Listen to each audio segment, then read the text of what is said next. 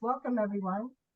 My name is Candia Mosley Gandhi, current president of the League of Women Voters of Berkeley, Albany, Emeryville.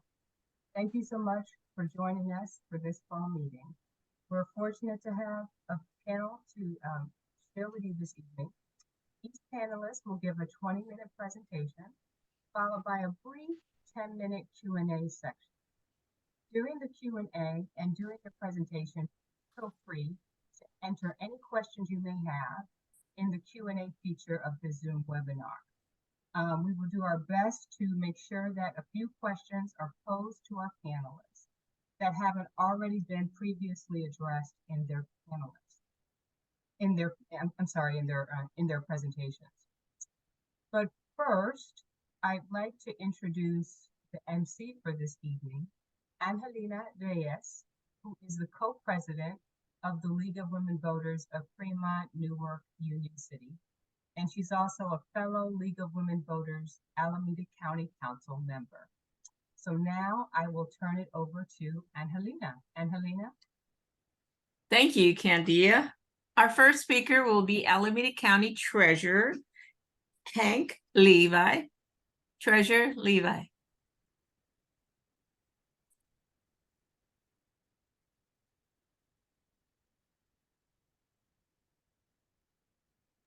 Thank you, Angelina. Thank you very much. Can you see my screen? Yes. Great. Thanks, everybody. Let me just introduce myself.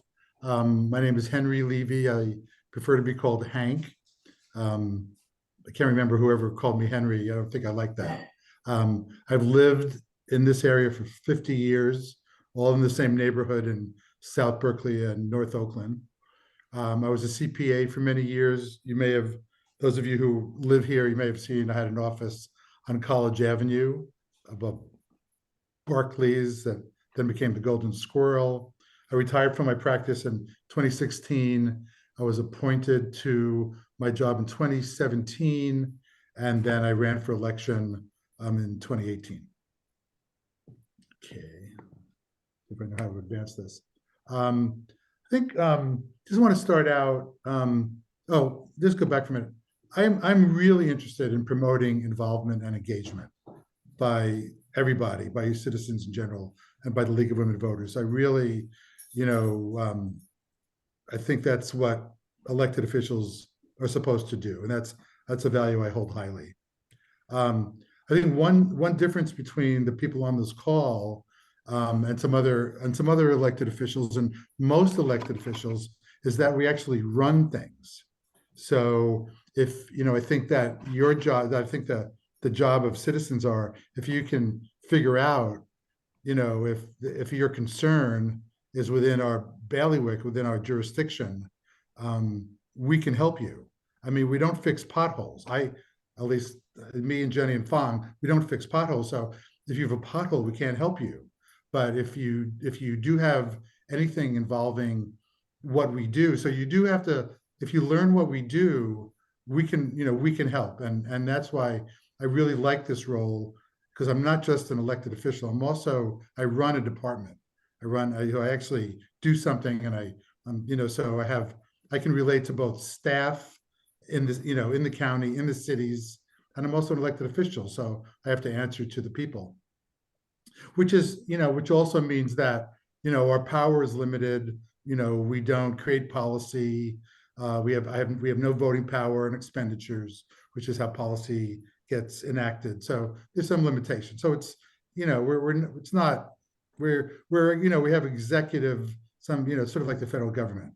We have some executive things that we can do. We can't do everything. So what do I do? And how can we work together? So I created this presentation for a new supervisor at the county because I really wanted to explain. So I hope, I modified these slides. So I really want to try to see this from your point of view, not just from mine. So I don't want to just list all the things I do. I want to kind of tell you what I do, but also imagine what you and your constituency might be interested in. So, sorry, just let me move my Zoom bar over a little bit here.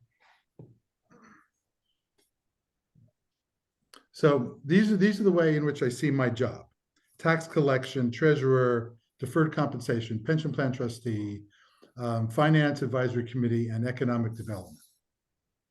So I'm busy. Tax collector is how most people know me. You know, your property tax. Yeah. I don't think the slides are advancing. No. I think maybe. Yeah, I see. Oh, I see. You're looking at my presentation.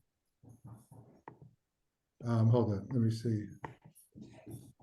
Sorry, guys. I'm not so good at this.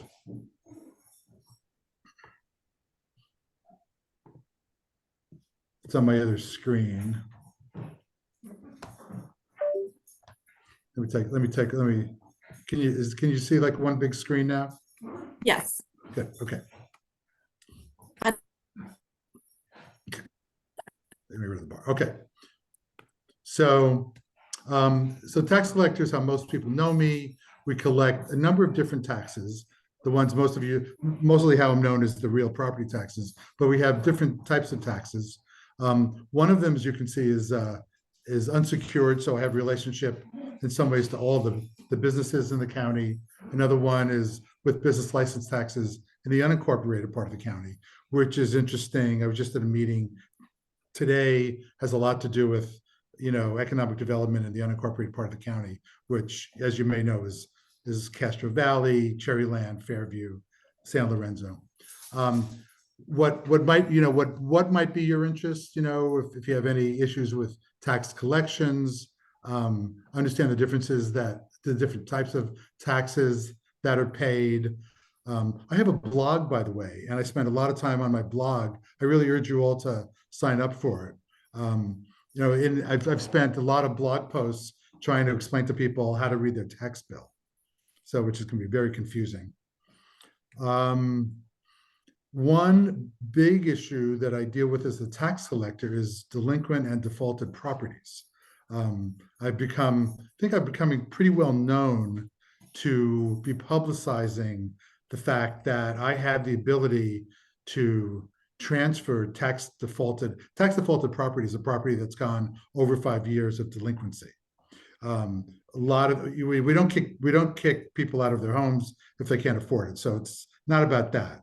It's mostly about, you know, non-owner occupied houses. Mostly it's about vacant land. And I have the ability to negotiate with public jurisdictions and nonprofit organizations to transfer these properties to them if they provide affordable housing or other services for low-income people or open space. So that's something that I want everybody to know about. And if you're aware of any nonprofits that might be interested, tell them to call me. I'm trying to expand the program, trying to hire someone who can help. Okay, so that's tax collection. Obviously, there's other things I'm trying to do, and I hope, you know, I think I've, you know, using COVID to get people to pay online and, you know, trying to put out announcements and things like that. So that's just kind of the fun part of my job. Okay, so my role as treasurer, I sit over a large amount of money. It fluctuates. It's 8 billion. After the next wave of property taxes, it's probably going to go to 9. I think it hit 10 billion last spring. It fluctuates, obviously, as we make payments out. It's not all the counties. 45% belongs, 55 to the school districts, the investment choices are very narrow. It's not like a pension plan where basically safety is first. So, you know, I'm mostly in kind of boring bonds. Bonds are kind of interesting, but it's not the range of investments that I deal with on the pension side. There are some things that I'm proud of that I've done. We've become signatories to the organization called an international organization called the Principles of Responsible Investment, which promotes what I think many of you know what's called ESG and sustainability. I've also been able to give money right at this point, in total about $200 million into regional banks, local banks, to try to encourage them to lend for affordable housing, nonprofits, small businesses. And that's, and you know, knowing that there's, this is something, I could always use help on.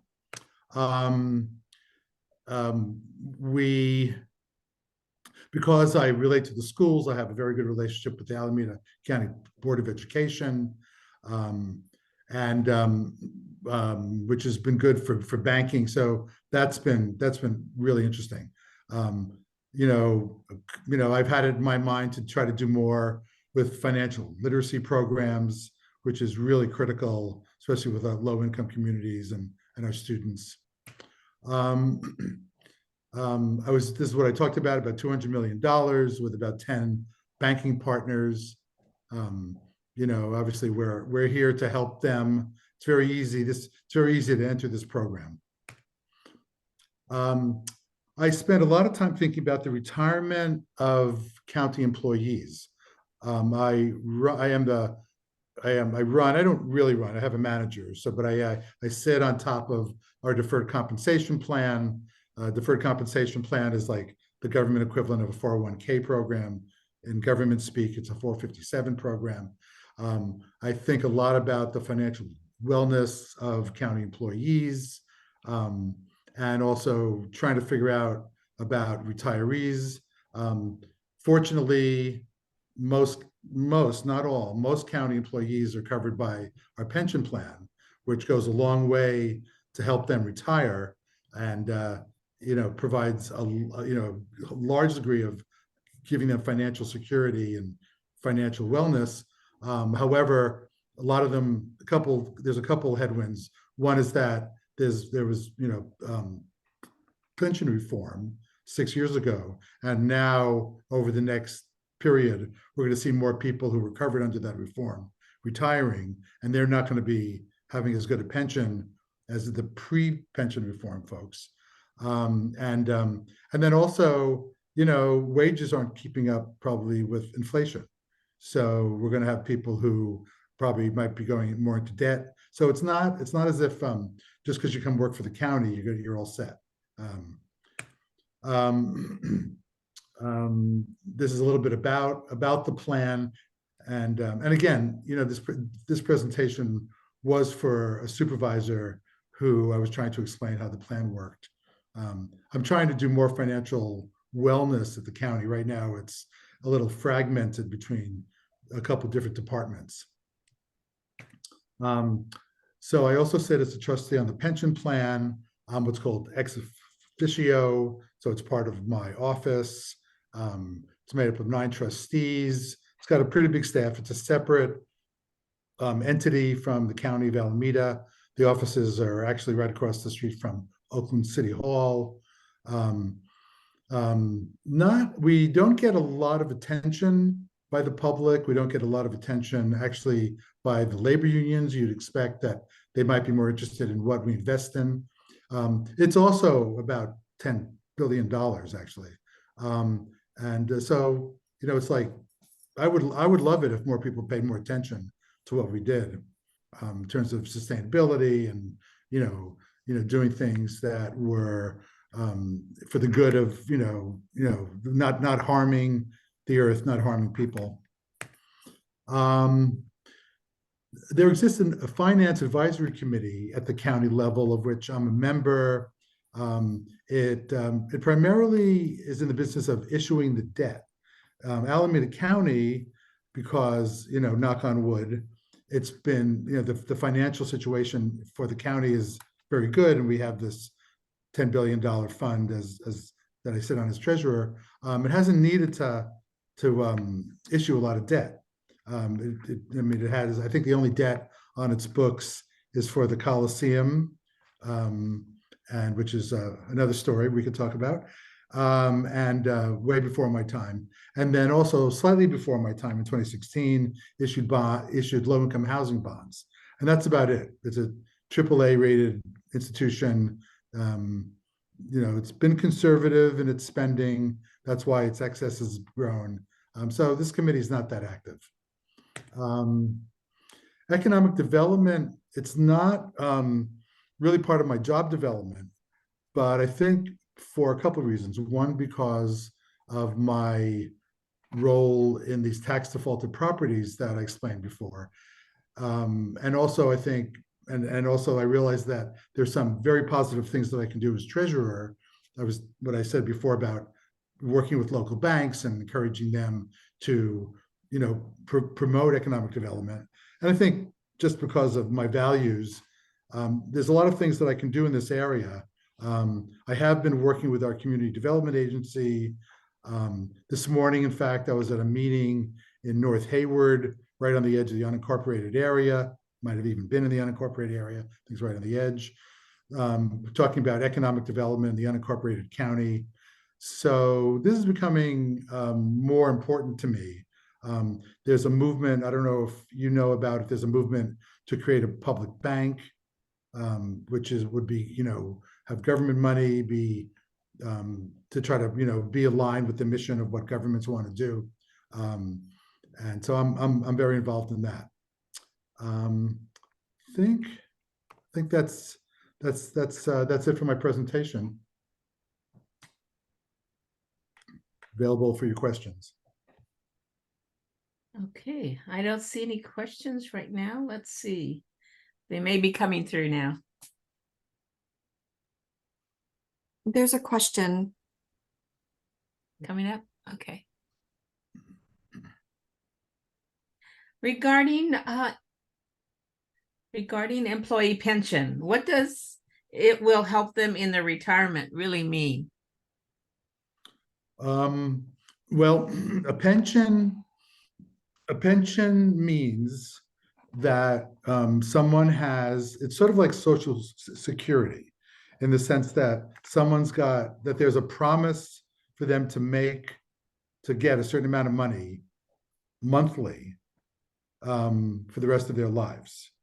And if they so choose to share it, maybe get a little less and to share it with a beneficiary, normally a spouse. A lot of people after World War II, the labor union movement helped promote pensions, but then a lot of as the power of unions wore down, a lot of private companies disbanded their pensions. So largely, it's been left with the larger unionized industries and public sector. Most public sectors still have their pensions.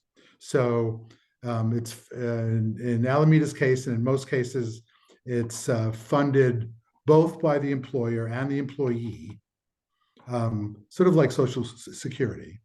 And the deferred compensation plan is a purely voluntary, purely supplemental plan. People save out of their own salaries. So that's in addition to their pension. So how well funded are the county pension plans? It's fairly well funded. On an actuarial basis, the Alameda County plan is funded at about 86%. We just heard from our actuaries where it should be fully funded by 2034, 2033, something like that. Obviously it depends on how the markets do. So it's pretty well funded. Everybody is fairly satisfied. I mean, a bad thing could happen. The markets could go down. So, like in the Great Recession. So it's always a worrisome thing. What sort of policies guide the ESG investments? For the pension, we have a sort of a broad policy to try to integrate ESG concerns into all our investments. We also have some policy to pay attention to the way in which we vote in proxies for the things we own. I would say it's fairly new, that policy. I would say that it's, I think all of our managers understand that this is something we're interested in and pay attention to. For the deferred comp plan, employees have a choice. one of the funds that they have a choice in, you know, and like typically with a 401k, or in our case 457, there's a number of choices. People make their own choices about what they want to invest in. We give them one fund which is sort of pro ESG, so you know, has sustainable investments. On the Treasury side, it's something that, like I said, we signed on to this international organization that we're paying attention to who we're investing in. We're required to make a report to them every year. But most of our funds are in things that it's hard to measure, you know, how sustainable they are. We only have about 10% of the Treasury in corporate instruments. Most of what we have is U.S. Treasuries and agencies, so which is it's more like how you think of how the U.S. government is doing. So what are the biggest financial challenges on the horizon from your standpoint? Well, let me say one thing that I like, which is because interest rates are going up, the Treasury, and because the Treasury really can only invest in income and fixed income producing instruments, the fact that interest rates are rising is very good news for the plan participants. So I'm really happy to say that the schools are getting a lot more money, millions of dollars more than they did before. What worries me on the pension side, just general worry that, you know, the markets aren't going to do as well, and therefore the funding is going to go down. And if the funding goes down over a long period of time, then, and this is up to the trustees, then we have the option of choosing what's called a lower expected return, which basically means that the employer, the county, and employees have to pay in more. And you know, I don't want that to happen. I mean, already, you know, a typical county employee is paying 8% into the pension fund. They're paying, most of them, not everybody, is in the Social Security system, so they're paying in another 7+% into the Social Security system. So I don't want employees to have to pay any more in. So I think that's what worries me. How can ordinary citizens influence the county's sustainable investment portfolio? Yes, good question. So anyway, there's two different portfolios. Like I said, there's a Treasury portfolio, which because so little is in corporate, there's not much anyone can do, but we post it on our website. We produce a monthly report. Sometimes we get a little bit behind. I'd be glad, anybody that was interested, you know, and just to contact me. I'll put my email in the chat when I'm done, and Helena.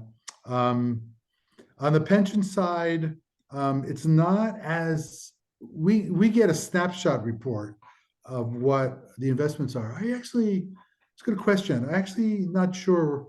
It's probably up there on our pension plan is called ACERA, Alameda County Employee Retirement Association, ACERA.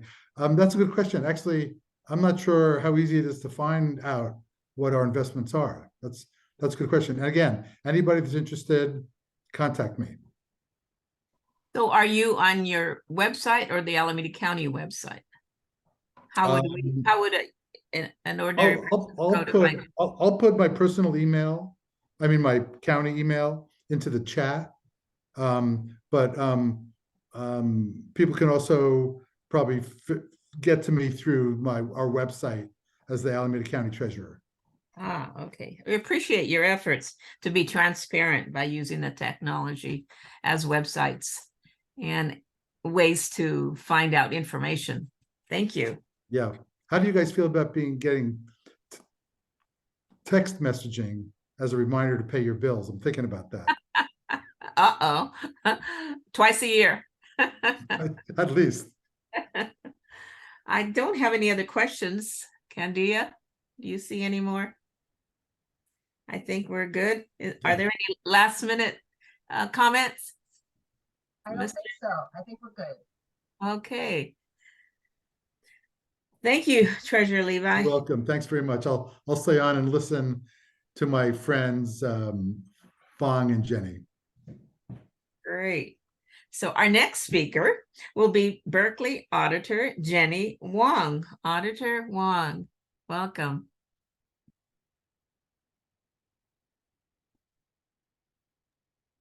Hi, and good evening.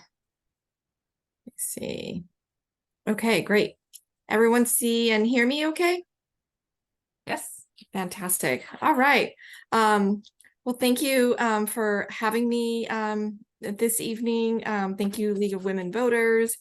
Also, it's so nice to be on a panel with my fellow financial, fiscally responsible colleagues, Hank and Fong.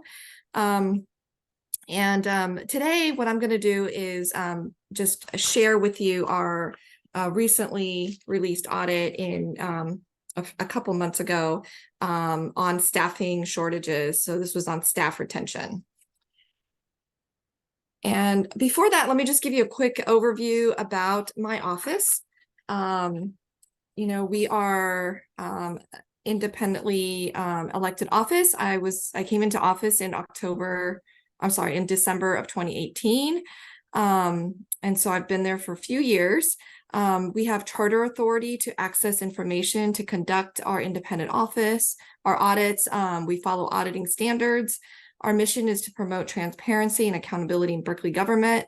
We're led by the core values of integrity, independence, impact, and inclusion. And what we do are we conduct these independent deep dives into various programs through the lenses of efficiency, effectiveness, and equity.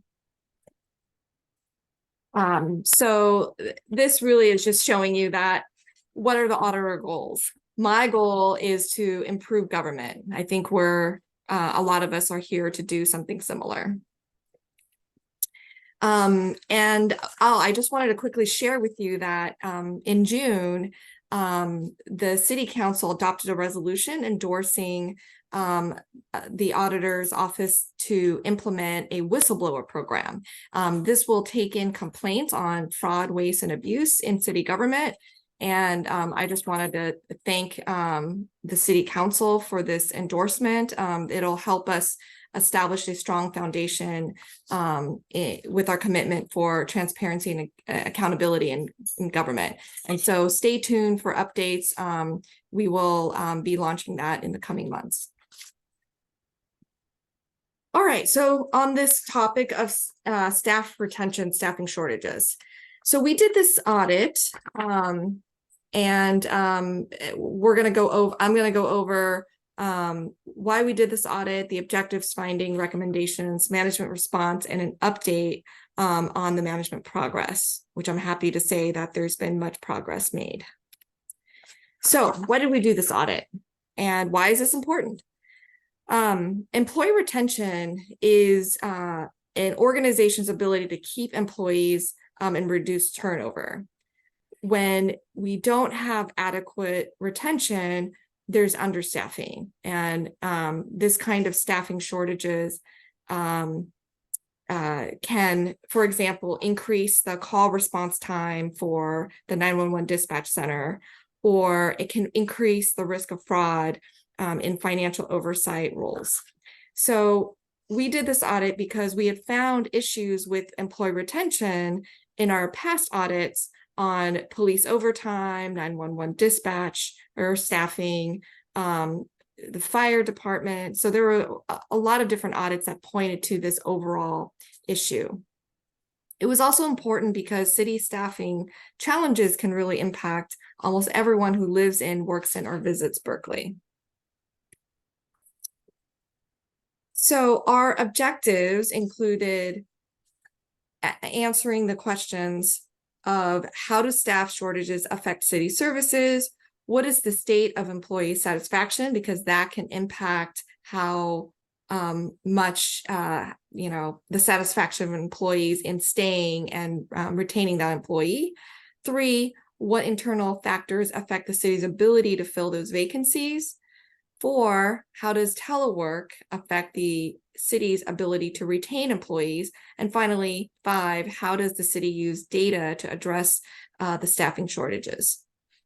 So our methodology included analyzing employee data, surveying employees, interviewing all the department directors, and meeting with union representatives. Our data covered the periods of fiscal years 2018 to 2020, and we chose this time period to understand retention trends in the years before and during COVID. This period ended in June 2022, which was right before a new HR director had come on board. So he was tasked with addressing a lot of these audit recommendations. And I just wanted to say there's been changes since the end of the audit period, which I'll provide later in the presentation. So understanding employee perspectives was a really important part of our analysis. So what we did was we sent a satisfaction survey to all current employees, and we also sent an exit survey to former employees who resigned or retired to learn about why they left. We wanted to give as many employees as possible an opportunity to share their perspectives, and we succeeded in getting a good response rate for both surveys. The satisfaction survey had 771 responses out of over 2,000 employees. And I'll say the 2,000 also includes seasonal employees and part-time employees. And the exit survey had 142 responses out of 495 former employees. So what did we find? Our first finding was that staff shortages constrained city services. Berkeley faced high vacancy rates and staff shortages during this audit period. This chart shows that compared to other cities in the Bay Area with available data, Berkeley's vacancy rate was the second highest in 2022. And I really want to focus on this slide because this graphic shows that there were more voluntary resignations and retirements than new full-time hires in each year of our audit period. What that means is that more people were leaving city employment than coming in during each year of the audit period. We found that Berkeley's staff shortages impaired services to the community. For example, there were reduced services and hours at clinics and senior centers and temporary closures at some fire stations. We also found that the city has a strategic plan goal to attract and retain a talented and diverse city government workforce, but the city did not have a clear strategy to accomplish this. The city also had not analyzed staffing levels needed to successfully for successful city operations and services in recent years. So moving on to finding 2, our next finding was that some surveyed employees reported dissatisfaction and many contemplated leaving. So this graphic on the left shows that only 55% of surveyed city employees reported that they were satisfied or somewhat satisfied with their job. We just show a comparison with the federal government agencies of a similar size for comparison purposes. But on the right, you'll notice the graphic, it shows that over half of current employees surveyed reported looking for another job in the prior year. This level of employee dissatisfaction made it harder for the city to retain staff. In the survey responses, employees said that some of the main factors in their dissatisfaction included the high workloads, the limited citywide training and professional development opportunities, that the pay was not commensurate with other jurisdictions, and the lack of communication and support from city department management. When we asked former employees, they said the most common reasons for leaving the city included organizational culture problems, poor work environment, retirement, and poor relationship with their supervisor. The next finding was that the instability in HR was due in part to its high vacancy rate in fiscal year 2018 through 2022.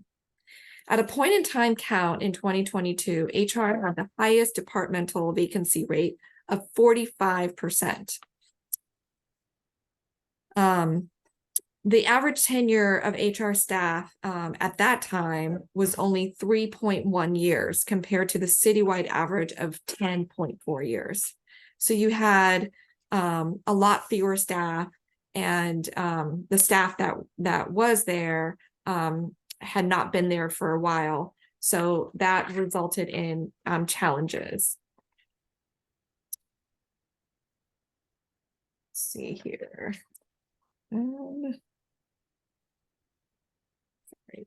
My slides together. Okay. The instability in HR contribute to some of the other challenges in the city. As of at least 2022, the city was out of compliance with the state mandated sexual harassment prevention trainings. 67% of surveyed employees also reported they did not receive a performance evaluation the year prior. HR was also limited in their capacity to keep records of evaluations. And further, 75% of former employees surveyed said that they did not receive an exit survey when they left the city. So this made it difficult to determine why someone left the city. Another impact of HR instability was that the average time it took to hire new employees increased by almost 3 months during this time period. This means that HR did not hire fast enough to address not only the need for new employees, but the growing need for new employees.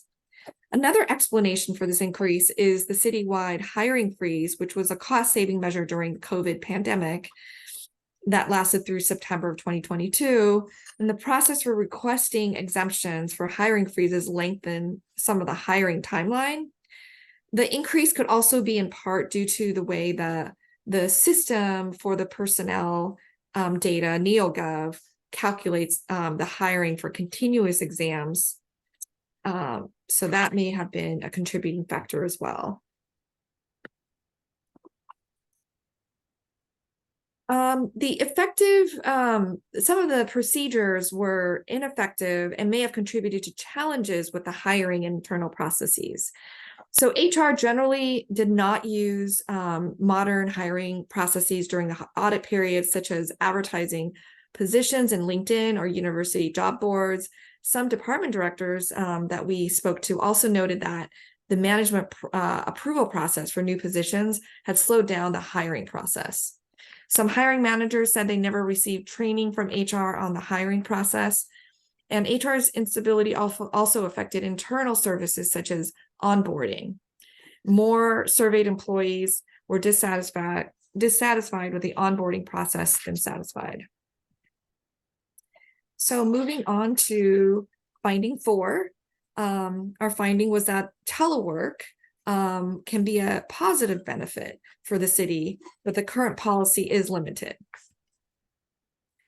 So in our survey, we saw that city employees reported being satisfied with telework, as shown in this chart. Employees said that the positive impacts of telework included decreased commute time, improved job satisfaction.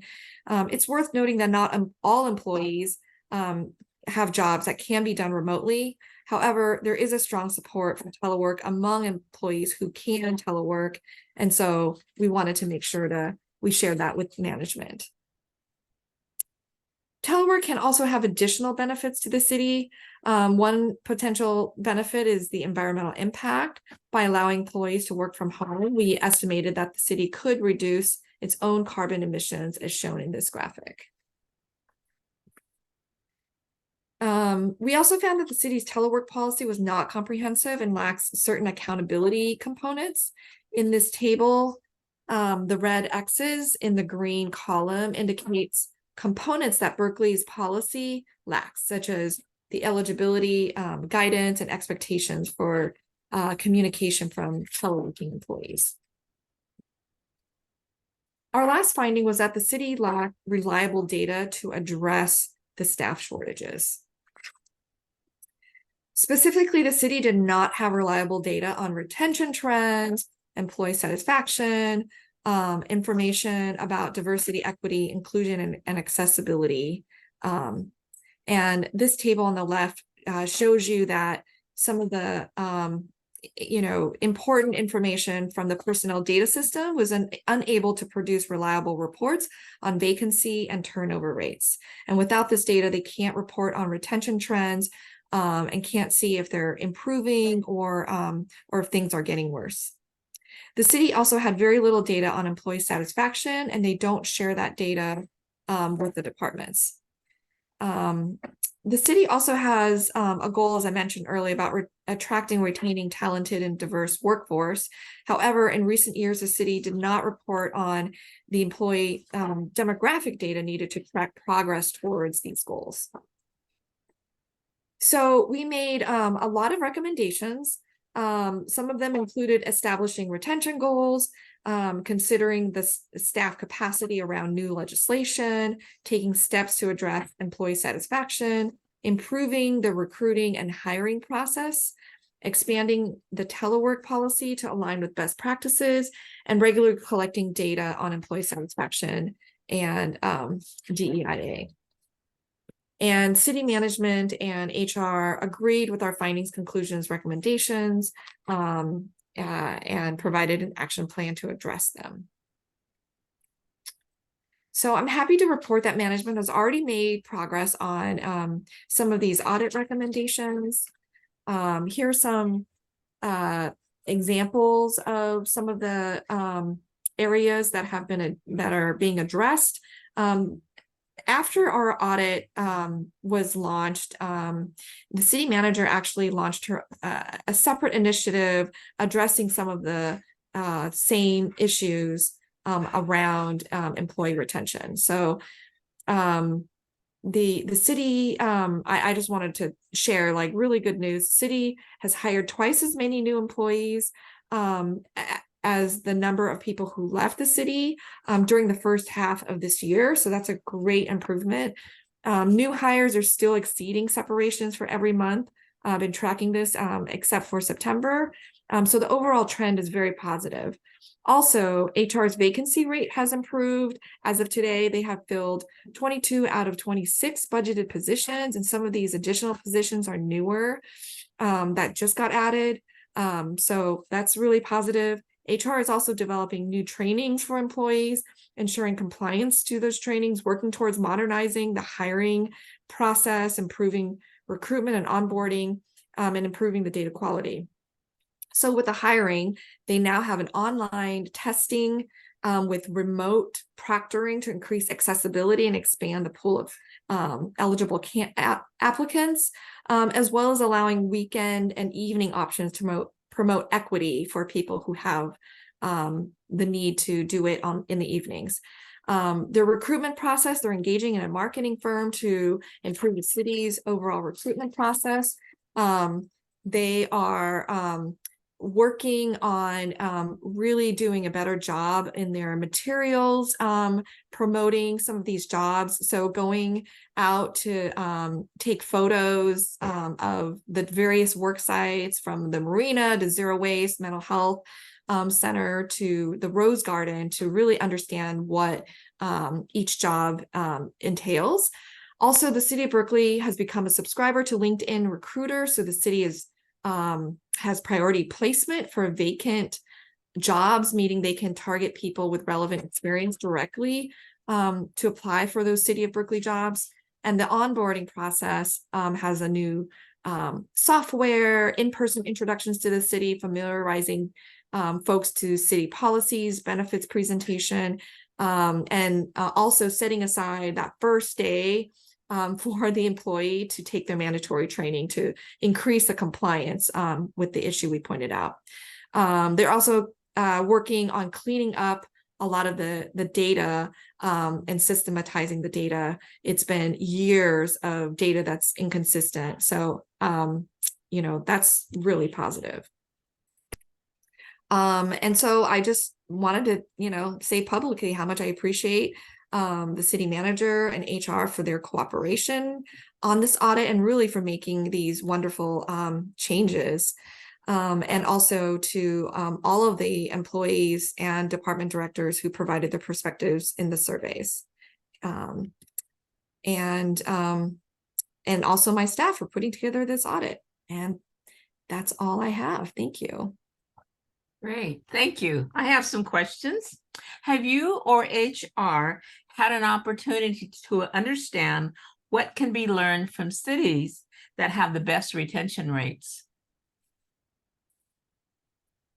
Yeah, we did look at some of the vacancy rates from other cities, but there actually isn't a whole lot of, aren't a lot of studies that have been done. So this was actually really great work in that other cities are now asking us for how do we conduct this kind of study?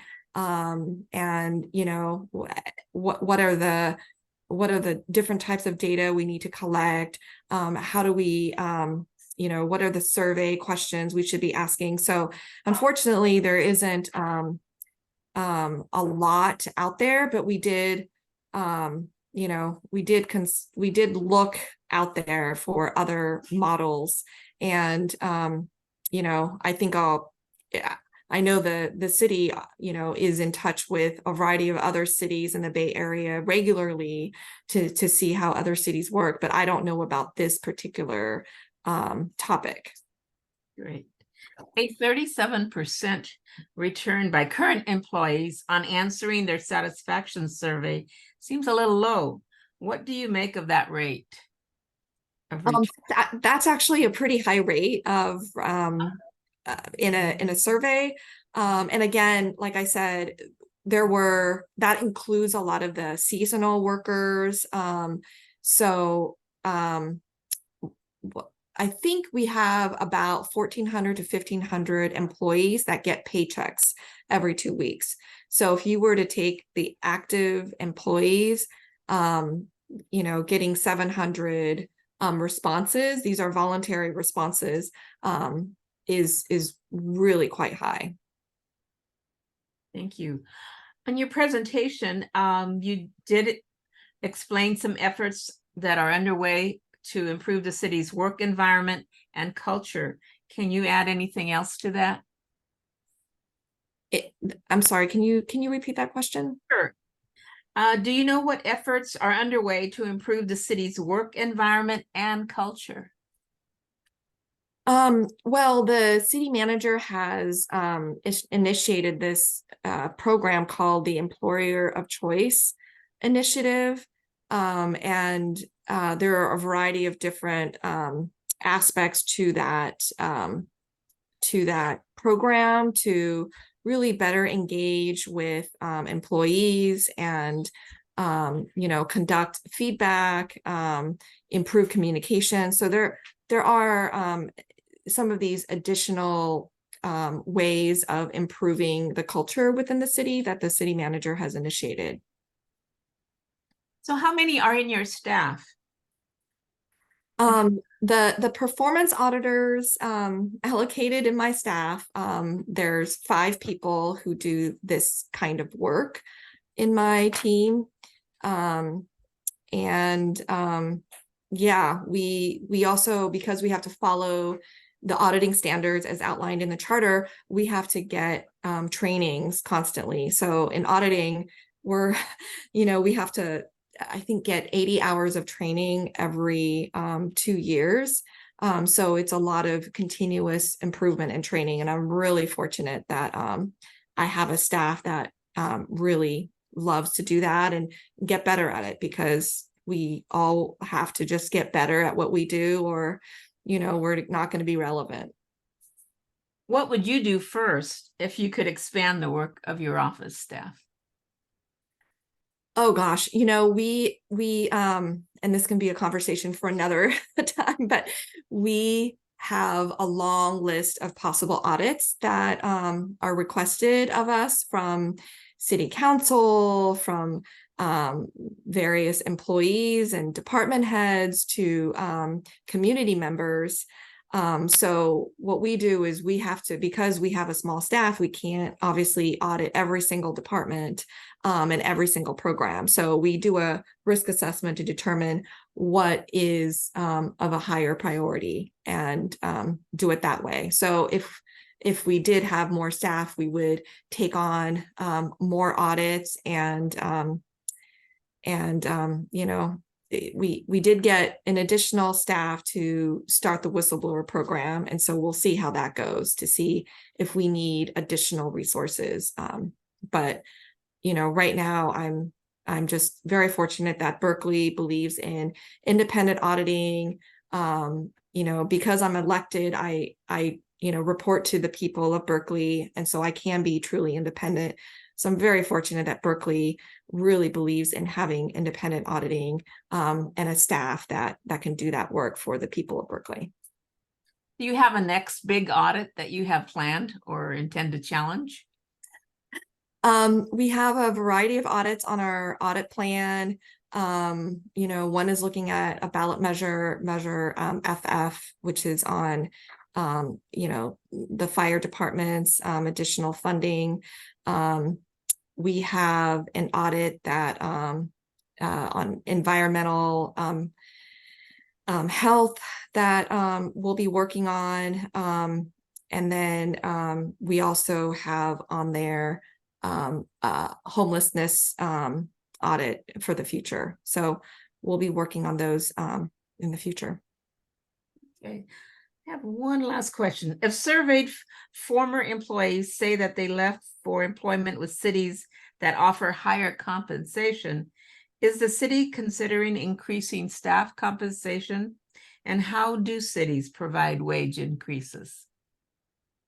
The wage increases happen through the negotiations between city management and the labor unions. So I don't get involved in that. But yeah, I would, you know, I think that happens through, you know, the contract process between management and the unions.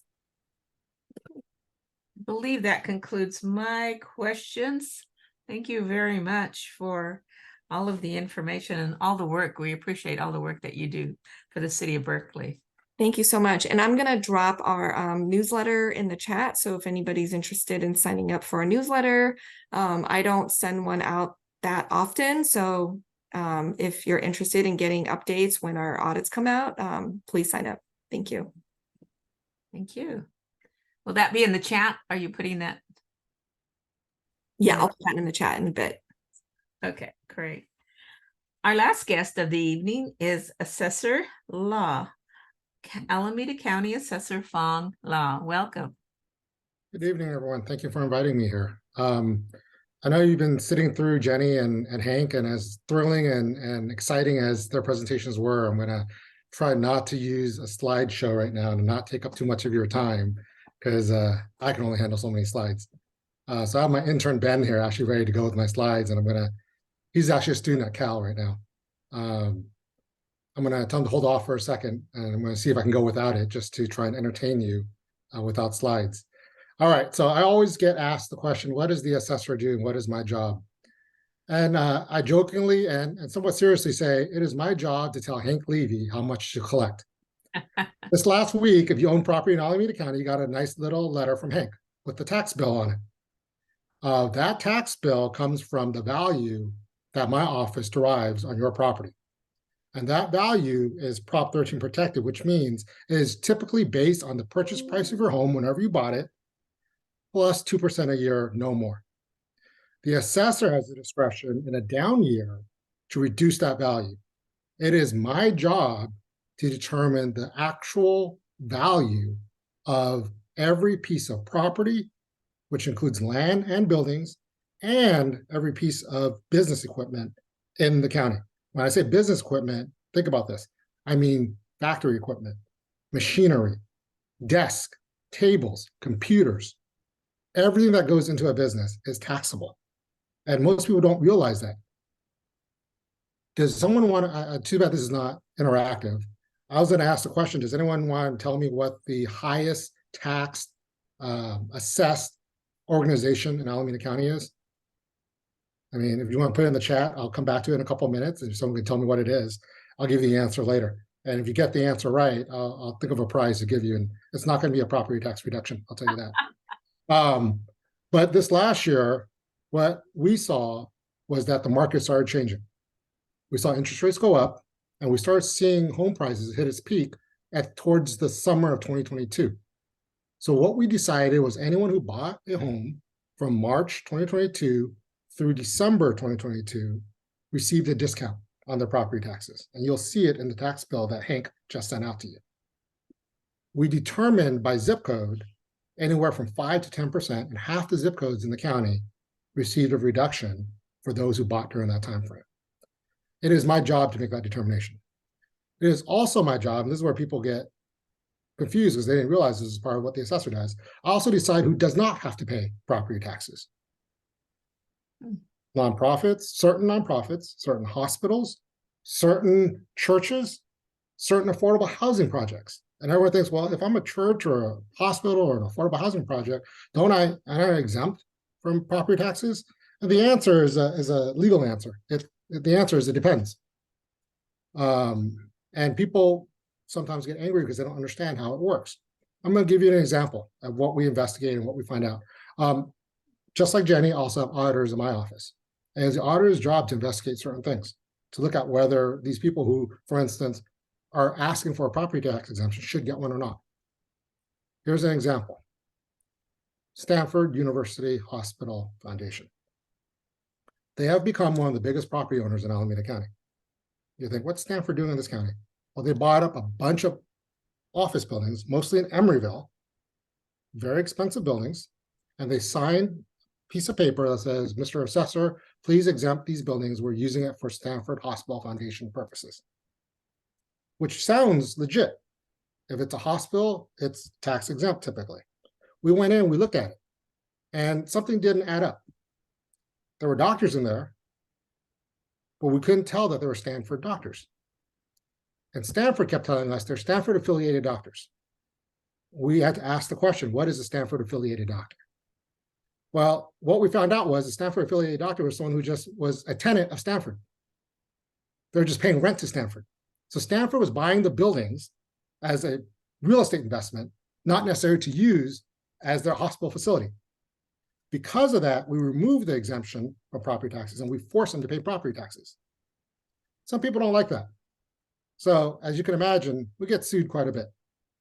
And in some ways, some of us take it as a badge of honor that we're doing the right thing. So back to my question. What is the highest assessed ag organization in Alameda County? It is a little known car company. It is the only car company in California that makes cars in California. It is called Tesla. You might have heard of it. Tesla is located in South Alameda County in Fremont. It is assessed at $4.5 billion a year. Tesla doesn't like to pay property taxes. They don't like to pay any taxes. People think that Tesla is actually, a good or bad company depending on your worldview. But for us, it doesn't matter whether they're a good or bad company. We treat everyone the same. And what Tesla and their lawyer said was, Phong, we believe that their taxes should be reduced. And I always ask the question, how much? And the question is always the same. I don't care what company it is. It could be Tesla, it could be Target, it could be Walmart, it could be Amazon.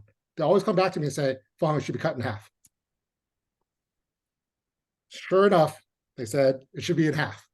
And they have about 5 years of property tax appeals right now. So that's $20 billion of assessed value. Half is $10 billion. And so my staff, 6 of my staff members, our auditors, our appraisers, we all went into the Tesla factory. We did a tour of the factory and we spent 2 days there. I spent 2 days there personally. And when we came back to the meet with them, they said, here's why we think it should be half. Because here's the value of our Shanghai factory in China. You should assess us based on what it costs us to build our Shanghai factory. And I had to, I swear to God, I had to bite my tongue to prevent myself from laughing. We said no. They came back and said, okay, we got a better method to determine our value. How about our Texas factory? You know what we found, actually?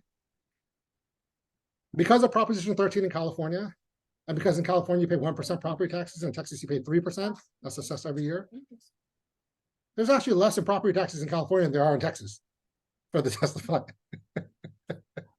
for the real estate fund. But here's where the kick-in is, right? Here's the big catch. Tesla's real estate isn't that high. It's not $4.5 billion. What it is all the robotics in their company. And people are always surprised. You're taxing the robotics that make the cars? Yes. In California, and in almost every state in the United States, the assessor of each county has to determine the value of all that equipment that goes into that business. That includes all the robotics. So next week, they're actually going to send me another proposal for why they think it should be 50%. I'm not going into it with any biases. So I told them I'll take a fair look at it and I'll give them a response. That is a large part of what we do, is determining how much value to put on things. And I always get the question like, what are the things that are affecting your job and the values, and what can you do to help the schools and the cities? 50% of most cities in the county, 14 cities, about 50% of most of those cities' revenue comes from property taxes. It comes from the work that Hank and I do. The bulk of property taxation, and this is where the slide will come in. Actually, Ben, if you can find that slide of where property taxes go, put it on the screen, please. About 42% of all property taxes goes to fund schools. So when you get that tax bill and you see that dollar amount, about 42% of it goes to the schools in your area. About 18% goes to the cities. Here you go. And about 15% stays with the counties. About 13% goes to special districts, which are East Bay Mud and I'm blanking out on some of the other ones, but the special districts, the East Bay Parks and other districts. And then a small percent goes to redevelopment, which eventually will go away. And when that goes away, it will get redistributed to the others. That's what Hank and I do. Our job is to make sure that property taxation is fair and correct. It is up to us to decide what people will pay ultimately, based on the laws of the state of California. Whether we agree or disagree with the law, we're obligated to follow that law. And there are a lot of property tax laws that I disagree with. I'm gonna skip down real quick and see if there's any questions. One of the things Ben, if you go down 2 slides, or 3 slides. Here's one that I think is very important. If you feel there's a mistake in your property taxes, if you feel you're overtaxed, and you feel that the market value of your home is lower than the amount that you're being taxed, you have a couple of options. One, you can let us know. There's what is called an informal review of your property taxes. My staff will take a look at it and see if they feel it's correct or not. They'll tell you how they came up with that value. And it's also your opportunity to tell us why you think it's wrong, based on data. We're data driven. You're going to have to show us, is there a home in your neighborhood that's exactly just like yours that was sold for less than what you're paying your property taxes for? And then if we still disagree, and I'm a firm believer that 90% of these disagreements get settled with just a conversation. But if we still disagree, you have the opportunity to file a formal appeal. The formal appeal is heard by an independent third-party board.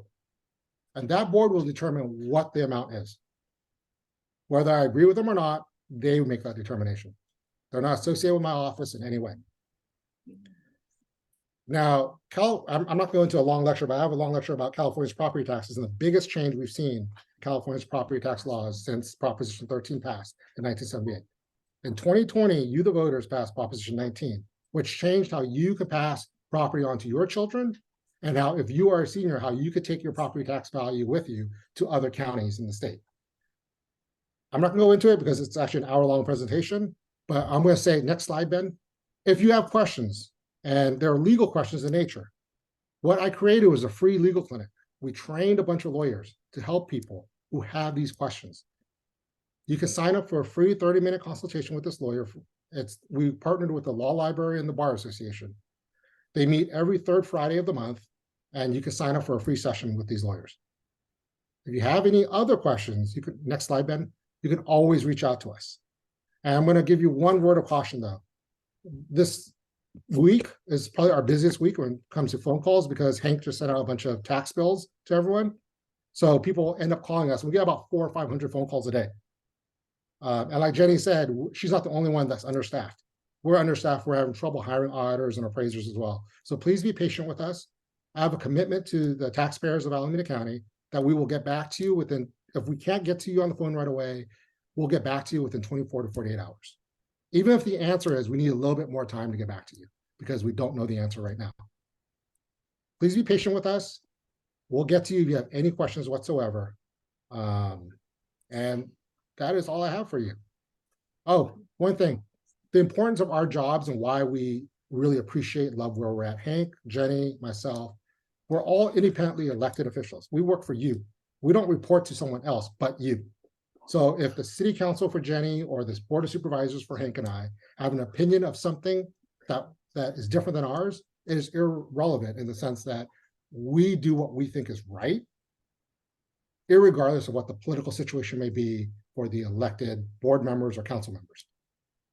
We're here as your financial officials. That is our job, to be these independent persons. Any questions? Let's see what we have for questions. Can you speak about buildings leased to the university that do not generate property tax revenue for our county? What is the financial impact of this? Oh, I love UC Berkeley. They're suing me right now. We got into a pretty big fight with UC Berkeley. So there are a couple of things that UC Berkeley has done that we didn't think was right. And so we taxed them. Typically, educational facilities are not taxed. If they're using it for education, classrooms, laboratory spaces, we don't tax them.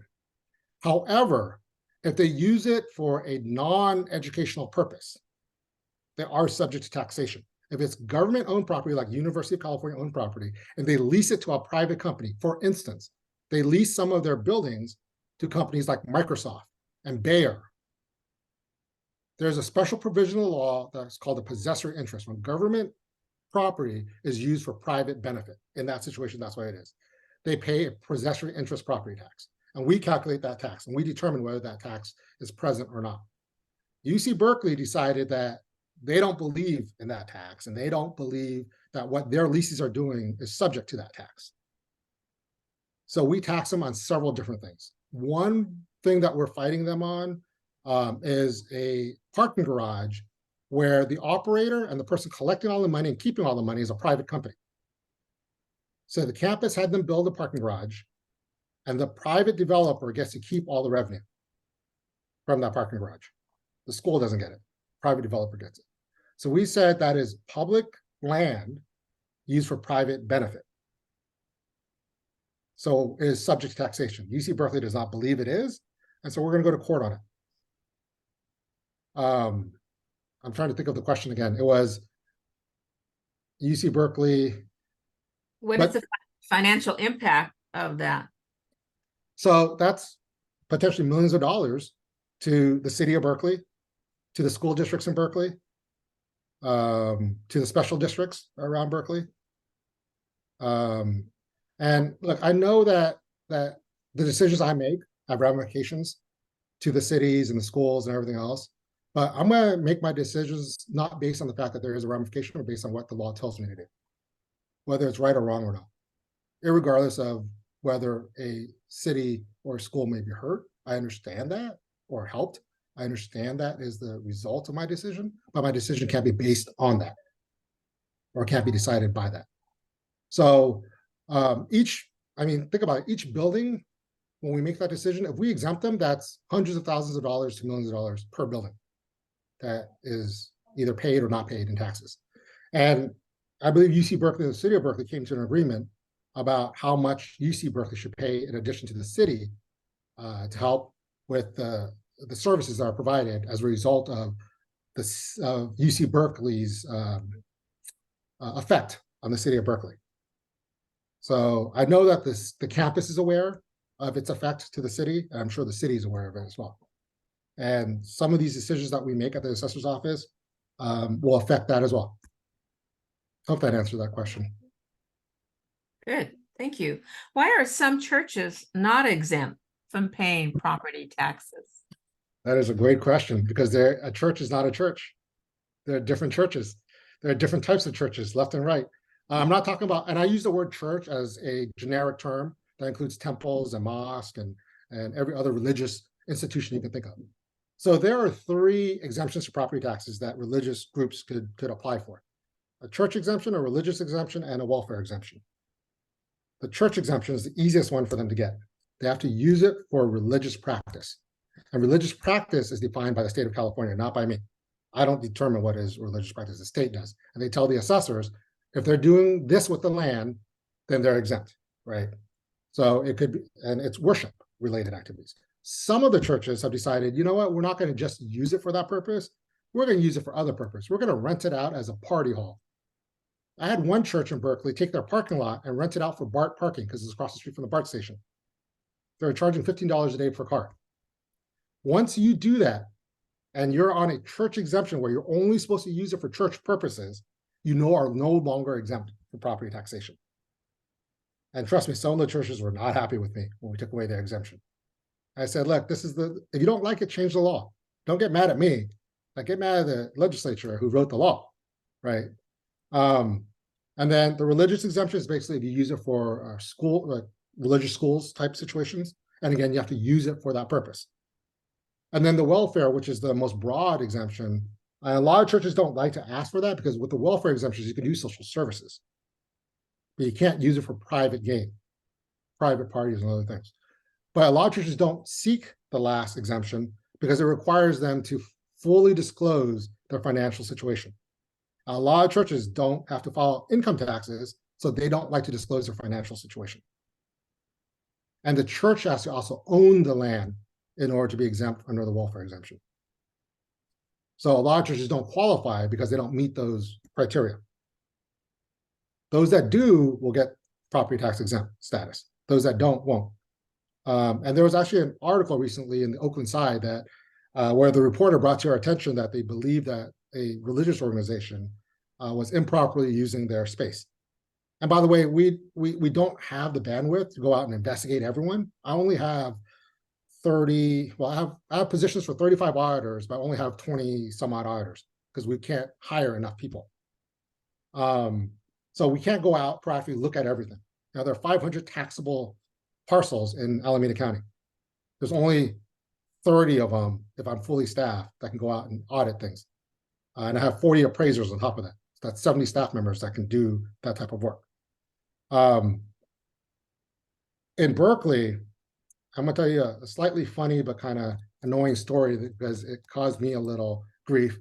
We had a lady in Berkeley who looked into every single permit and every single parcel.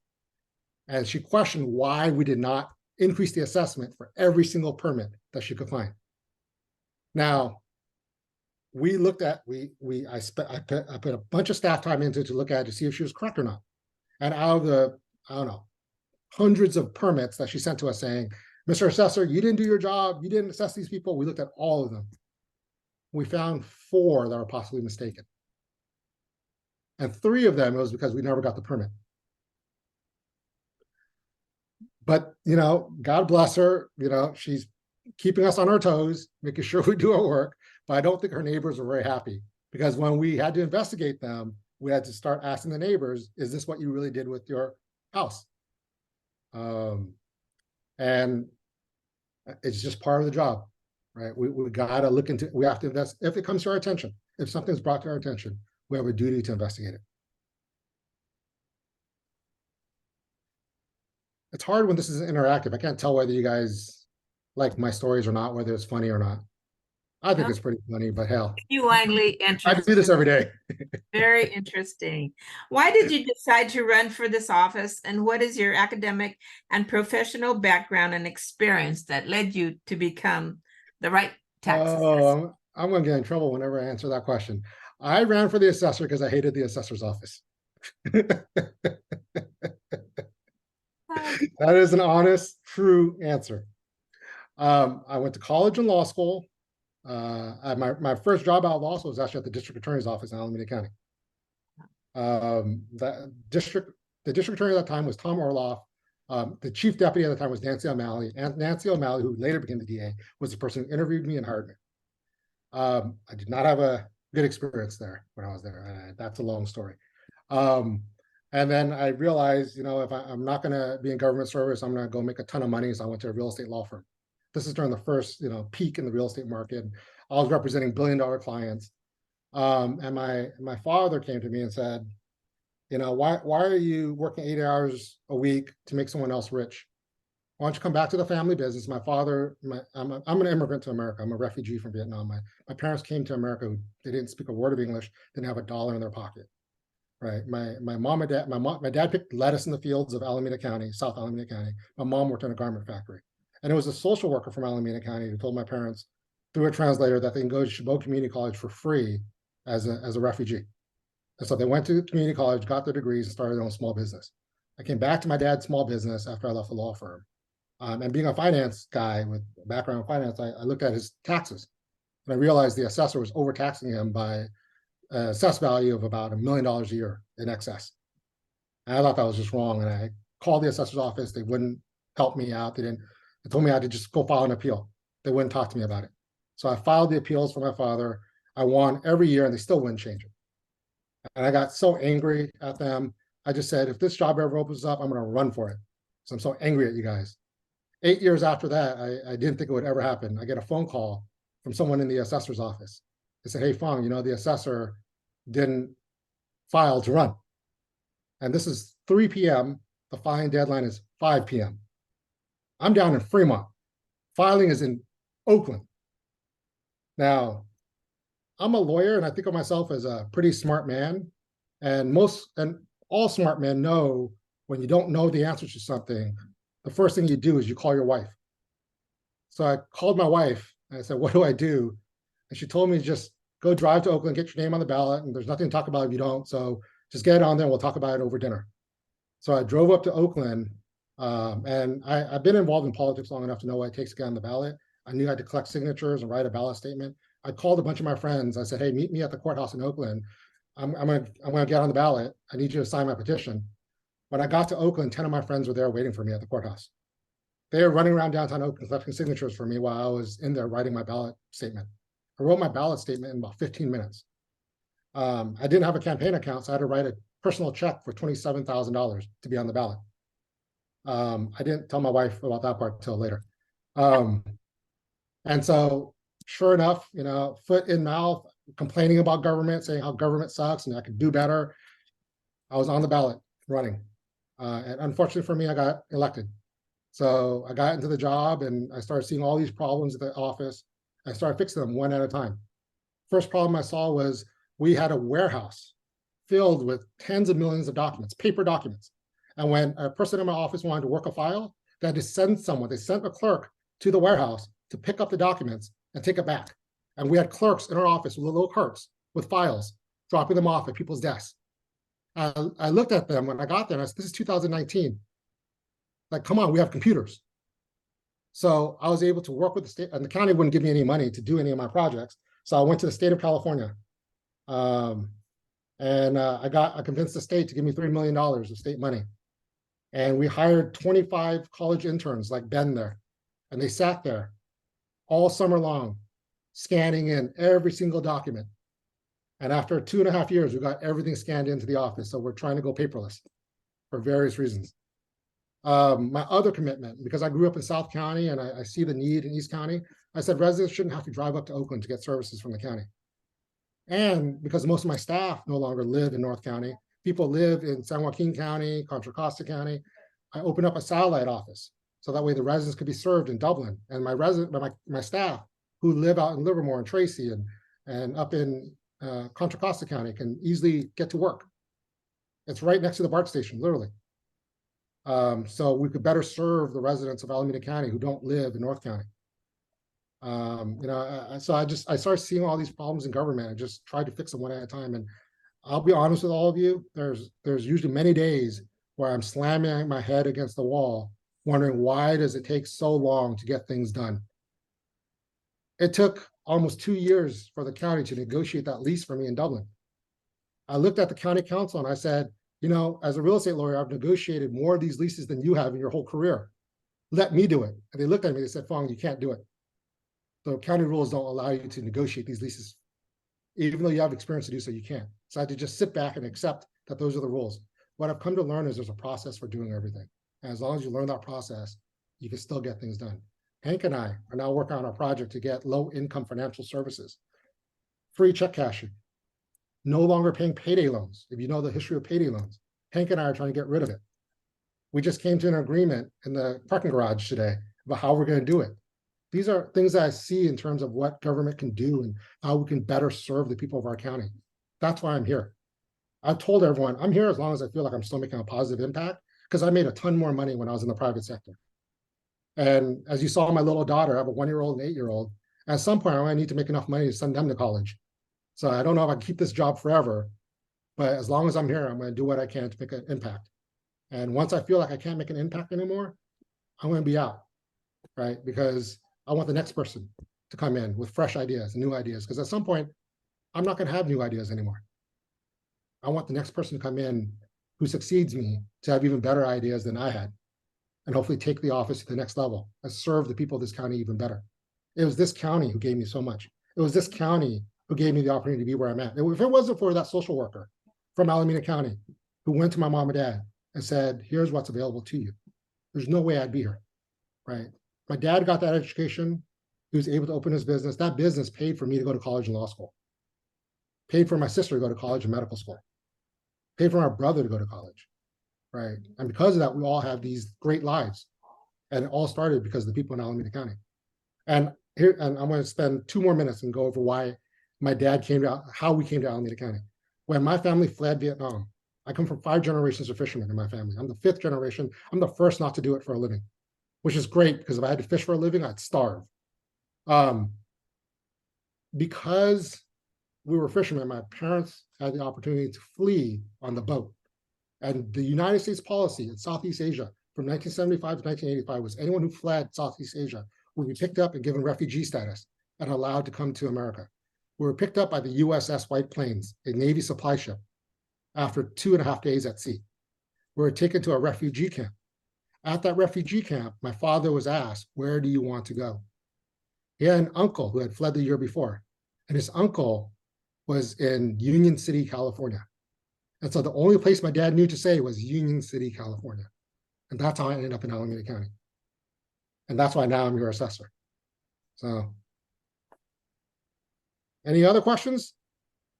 Those are great stories. Thank you so much. I'm here to entertain you. Thursday, Friday night, improv. The 3 of you have really made taxes and auditing the most interesting topic of the day. Thank you so much. And for the things that you said about doing the right thing according to the law, the League of Women Voters also encourage doing the right thing, and that is to vote. So thank you so much. I'll now turn it over to Candia. Thank you so much, Angelina. Thank you so much for being our MC this evening. And I want to thank you also, Assessor Auditor Wong, and Treasurer Levy. Really appreciate you being in our panel this evening for our fall meeting. We also appreciate that you made yourself available, all of you, if you have further questions. We appreciate that as well. For everyone here, if you're not already a member of the League of Women Voters, which I assume you all are, you should become members of the League of Women Voters wherever you live. So with that, I want to thank everyone for attending this evening and wish everyone a good night. Thank you again. Goodbye, everybody. Thank you. Thank you again. Take care. Thank you.